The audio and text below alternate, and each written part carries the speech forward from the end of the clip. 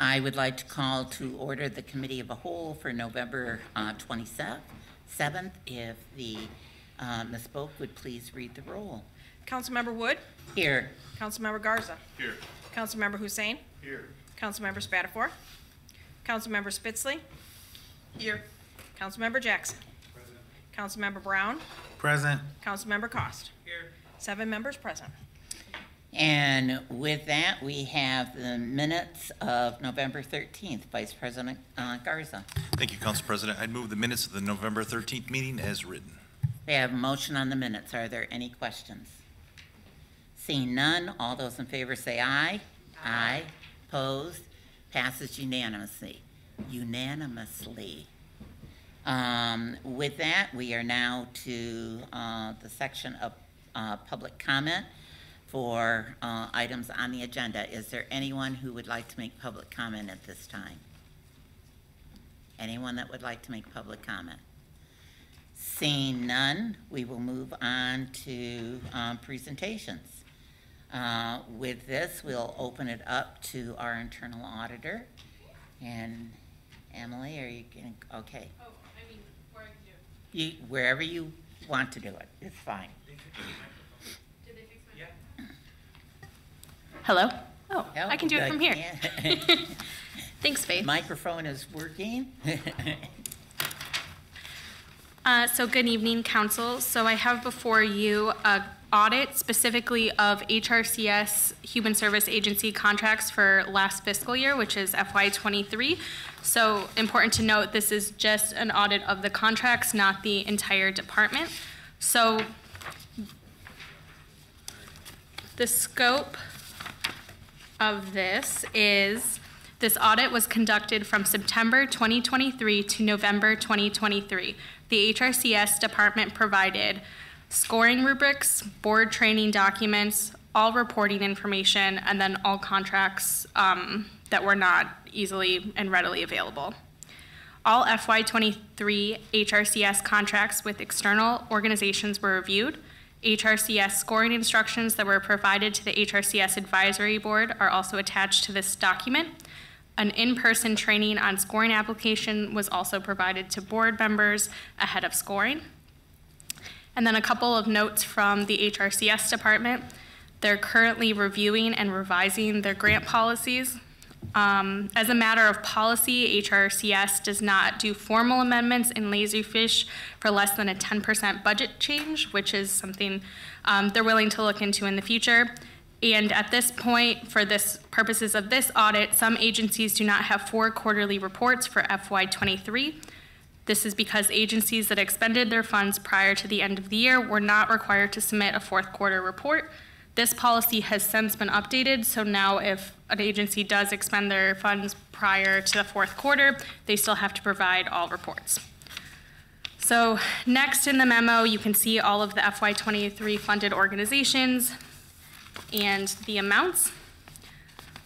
So essentially what this audit did was look at the scoring and the contract that was executed, and then the reporting, and did the agency actually meet the contract that they were contracted to execute. So roughly a quarter of the organizations did not meet the objectives laid out in the original contract. It's important to note that these organizations still did provide the programming and reporting, but quantitative objectives were not met. Reasons varied. You can see the response from HRCS there. Obviously, this is concerning, and we're working with HRCS to rectify this in the future. They note that the reason for this, for the most part, is because quantitative goals are hard to know what they're going to be ahead of time. The recommendation is more regular amendments to contracts. If an organization after 1 or 2 quarters does not think they are able to provide objectives, they should know that by then. And B, the HRCS staff should work with agencies closely during the contract process to ensure organizations are making realistic goals. It's understandable that if an organization has never entered into a contract like this before, that they might not exactly know what quantitative goals are realistic, but the HRCS staff should know and should be able to provide help and support there. they should also come up with some consequences for if contracts are not met. The internal auditor should perform another audit following the FY24 grant cycle to ensure improvements to the process have been implemented, and I have been working with them more closely this grant cycle to ensure that they are improving their process. So I'm happy to take any questions. I don't see anyone from HRCS here, so I'll answer best I can, but I can also, relay questions to them if applicable. Are there questions for the internal auditor? Councilmember Spitzley, then Councilmember Brown. Thank you, Madam President. So I'm curious about the objectives. Sure. So explain to me again, you said they weren't meeting objectives. Are those objectives then not set forth in the grant application, or were they changed after they received the grant monies? I'm trying to figure out where the disconnect is there. Yeah, so it's mostly quantitative objectives that are spelled forth in the contract. So usually the grant application will talk about, a program idea and the rough overview of what they want to do, and then oftentimes in the contract it will say things like, and this is just, an example, they will provide 1,200 meals or something like that, and then they get underway, and that's actually not an extremely realistic goal given, a multitude of factors. So I think the best course of action would be to work with these organizations to figure out what is realistic ahead of time, and then also to be providing more regular amendments to contracts once we receive quarterly reporting. Does that answer the question? Okay. Spitzley, if I could interject here, this is just based on my knowledge of the contracts. When an application goes through, if such as our agency provides rides for medical rides, and we say that we're going to provide over 400 rides during that grant cycle. Then each quarter, we put how many rides we've provided for Lansing residents. So it's actually the agency that is looking at doing those. And if, and I think part of what Emily and I have talked about is the fact that there needs to be, especially if you're new at this, needs to be a better discussion with the department as are the amount that you're looking at, is that feasible under your structure or not, and going from there. So if that helps, I'm not sure. Appreciate it. Thank you. Do you have any other questions? No, ma'am. Councilmember Brown and then Councilmember Hussein. Oh, thank you. Thank you, Emily, for conducting this review. There's been, several concerns over the years that the same organizations are receiving funding where other organizations that might be making a greater impact have not been able to partner and receive fundings through the Department for the Human Services allocation. I guess my question is, I know we just did a small sampling, if 25% approximately is not meeting goals, and we have approximately 60 to 70 agencies, then we're looking at about 15 to 20 organizations. Has the department looked at evaluating who is a community partner based on the outcomes that we've defined, and seemingly said that we've been approving these set organizations because they've been producing great outcomes? I've heard that testimony. So if they're not, that's a grave concern, to several people, and of course the people at the who are receiving the services that we're believing are getting rendered, and you're indicating that based on your report has not taken place based on the agreement. With that being said, was there a further recommendation, or I guess what are we going to see as far as change to make sure that if you're not performing based on what the agreement was, how are we holding these organizations accountable? Additionally, as far as you talked about quantitative, were we able to look at qualitative? Are we assessing, because we've had several concerns from constituents and different agencies, are we assessing the level of customer interaction or customer experience that those who need these services are experiencing as well? Thank you so much. Yes, so for the first part of your question, I guess, about the qualitative reporting, is that for the most part, comparatively to the quantitative, has been met by the majority of organizations. That being said, we are relying on them to self-report. So,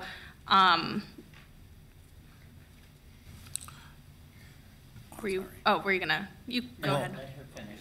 Yeah, I was just, yeah. And then as to changes that are being made in the future, I would leave that to the HRCS department, but they have been willing to work with me on some changes, and they have already changed the no need for fourth quarter reporting if funds have been expended for a best practice. So that's good. In terms of other things that they're changing, they did send to council Wednesday of last week their quarter one reporting for FY24 is laid out in the budget policies, and they're, a lot of the same organizations have been funded, to your concern. That being said, I think it's a broader discussion to have with HRCS. Thank you, and just to make sure that I understand what you've said relating to the qualitative, we as a city are not doing our own evaluation versus the self-report that could seemingly be a conflict of interest. In other words, if we're having a lot of concerns, if we report it, we could lose our funding, so we might not report. As far as I know, and it's the quarterly reports that we receive from the organizations that we go off of for the reporting. So I'm not aware of the city doing their own reporting on top of that. Okay, thank you so much. Councilmember Hussein. Councilmember Hussein. Yeah, so for the qualitative piece, it's on the honor system. First question, were there any issues in terms of your 2 to 3 month, kind of recent review? Were there any issues in terms of you getting documents, materials, access to systems, et cetera, that you needed to audit this particular aspect of HRCS? I will say no. There were no issues with receiving information. I did get everything eventually that I asked for, so. Fantastic. The other piece is, and I guess getting back to Mr. Brown's question, I'm trying to figure out, so you said that a quarter of these particular grantees did not reach quantitative initial objectives, outcomes. That's a symptom of, I'm trying to figure this out, is that primarily a symptom of just unrealistic expectations from the beginning, or is that some measure of negligence also kind of mixed in there on the part of respective grantees?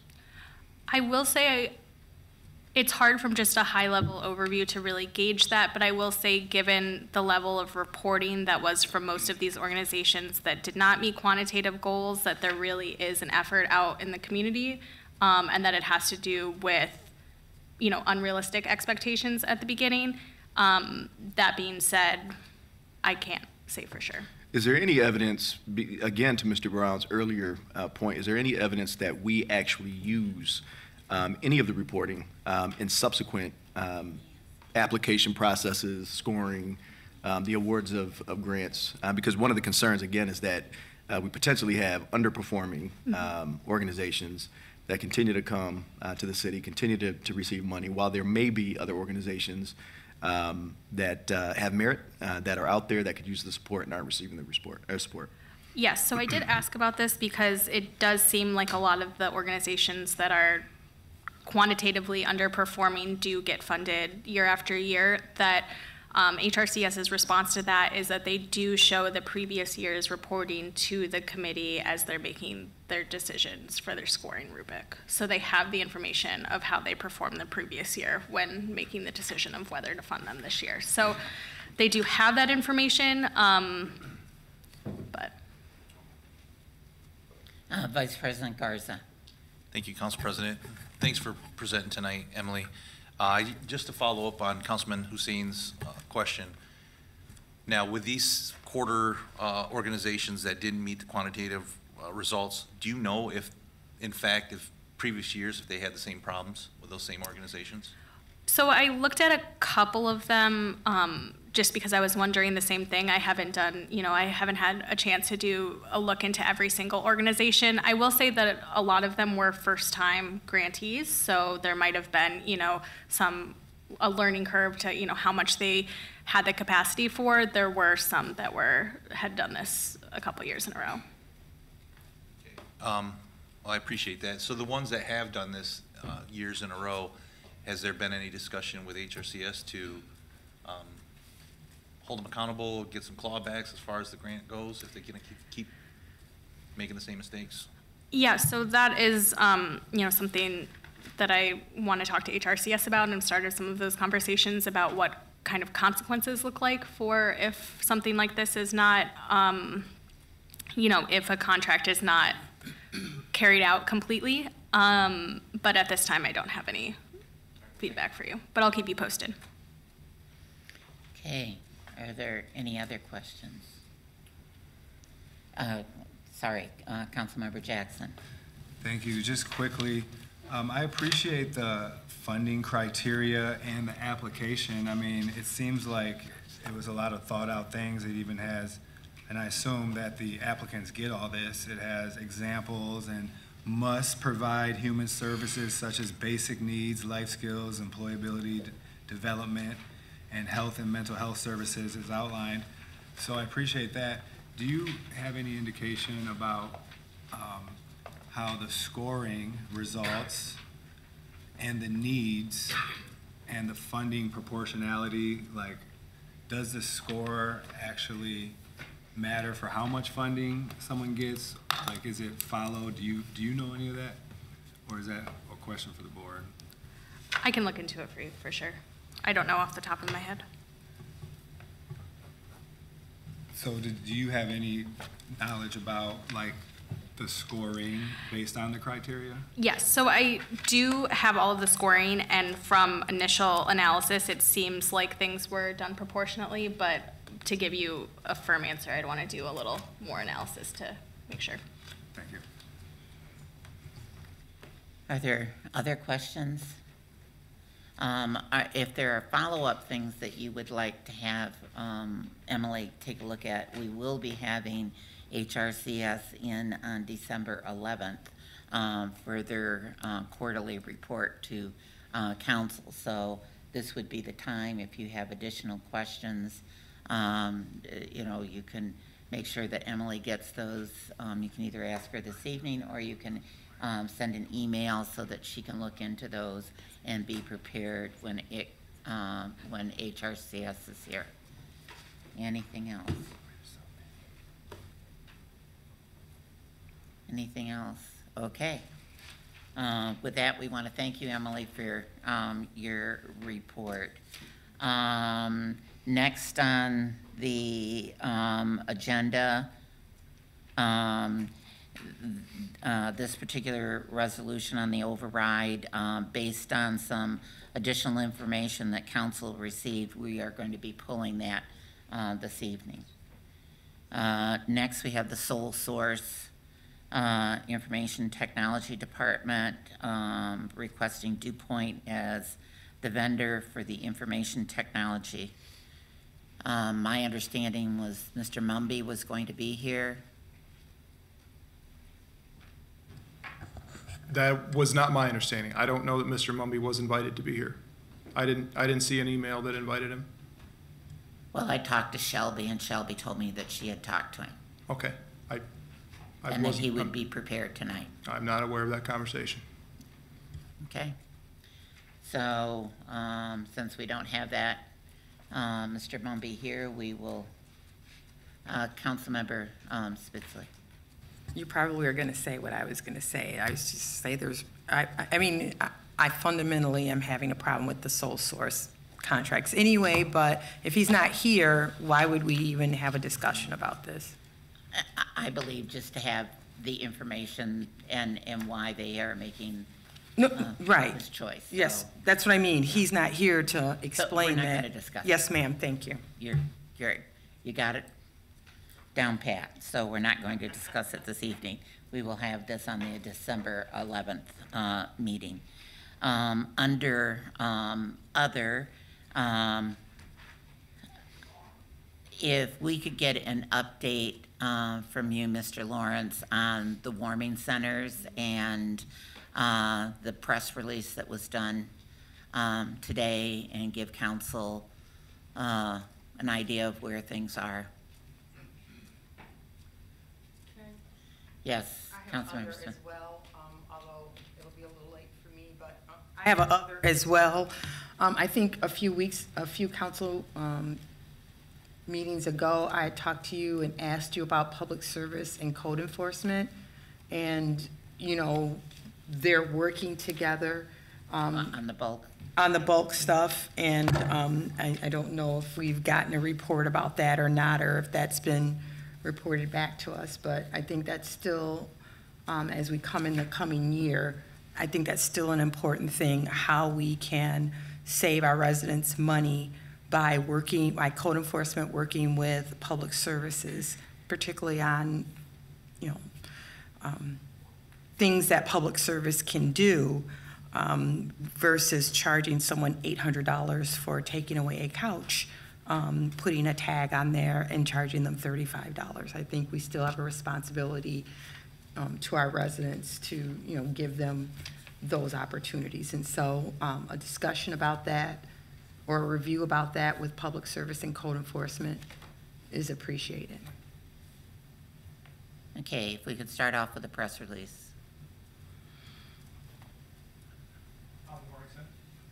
Pardon? Press release on what?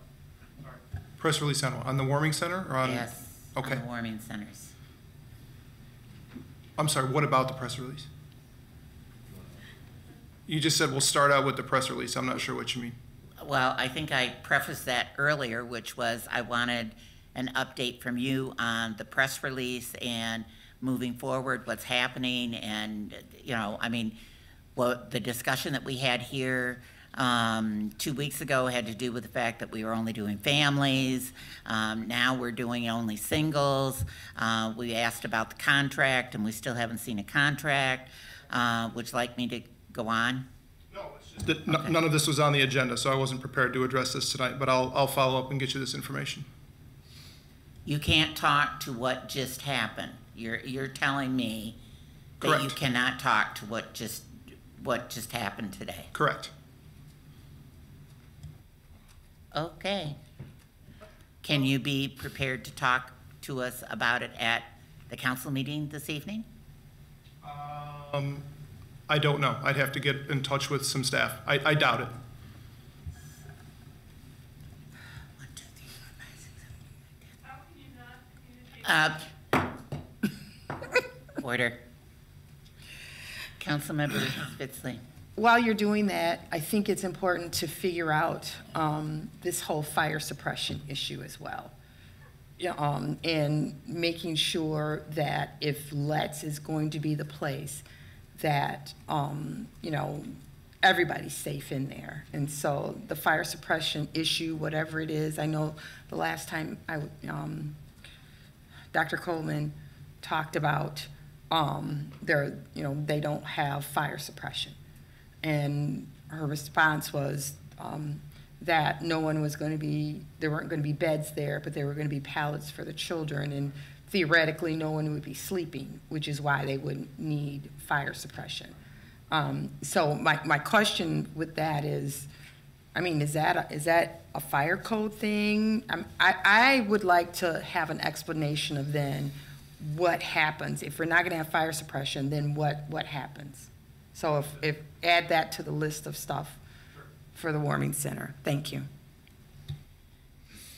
Seeing nothing else? Correct? Since no one has answers? All right, with that, we are adjourned.